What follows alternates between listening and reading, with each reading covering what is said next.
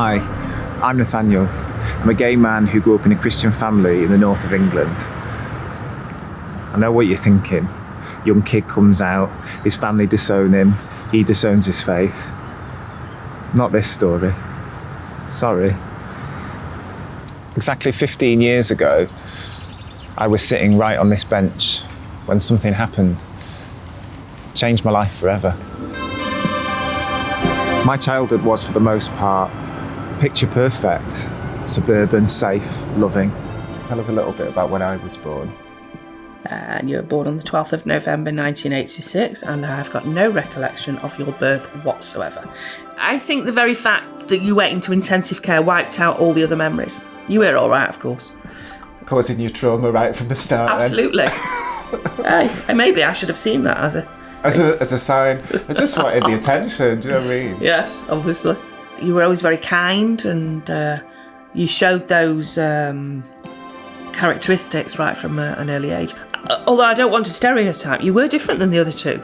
And you used to sing a solo, you used to sing a song, I Am Special Because God Has Made Me, which made people cry, actually, when you sang it in church. I've always been a bit of a performer. I was raised a Christian by my mum and was at one time on the path to taking that faith into adulthood. And you came along to church, and you came along willingly when you were a little boy, and you were a sweet little thing. This is a crazy thing. I belonged to a Baptist church, but I'd not actually gone through the waters of baptism. And I asked you if you wanted to be baptised. I think you were 16, and we were baptised. What Mum didn't know is that by the time I was baptised, the thing that had taken place on this bench had already happened. When I was 16, I told her, not about what had happened, but about being gay. Well, actually, technically, she told me, which made things a little bit easier. You were on the computer upstairs, remember, and you leant back. I can just remember, I said, I think you want to talk to me, don't you, Nathaniel? You need to tell me something. And you leant back on the chair, and you went, yeah, I'm bisexual. And I went, no, you're not, you're gay. And you went, how do you know? I said, oh, call it a mother's intuition. I think I've known for a long time. Back then I was ashamed of who I was becoming. Not so much these days. But little did I know, I'd have to come out all over again, over a decade later. And you think coming out as gay is hard.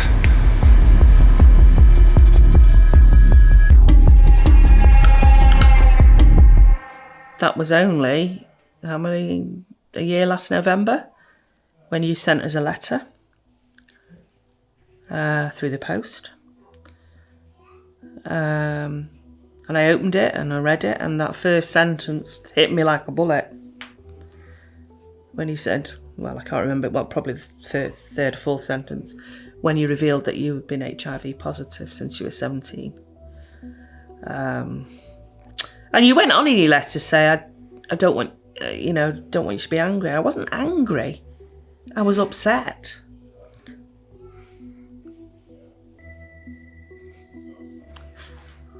I might cry now.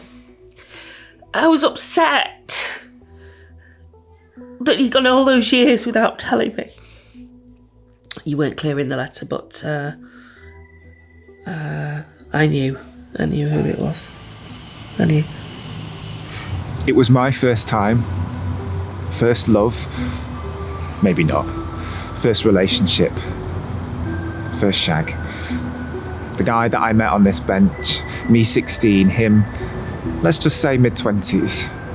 We hit it off straight away, sharing a stolen chicken and stuffing sandwich from Boots. Romantic, I know. But eventually that was all it took. And just like that, I fulfilled a destiny I was so ashamed I would. A gay man with not quite the good Christian boy anymore.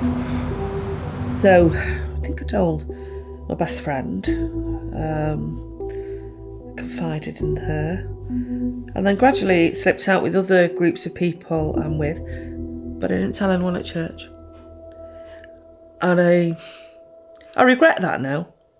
There was a wide spectrum within Christianity of those who absolutely called it an abomination, and those who were accepting, because of course there are gay Christians, and a lot of people in between. But for me, it was never wrong, because I understood that homosexuality is not something you choose. Because I had a son who was gay, and I knew he didn't choose it. I knew it was him. In a way, it's taken Mum some time to come out herself and say it with pride. And pride, well, it takes all of us some time to truly find that. I'm not ashamed anymore.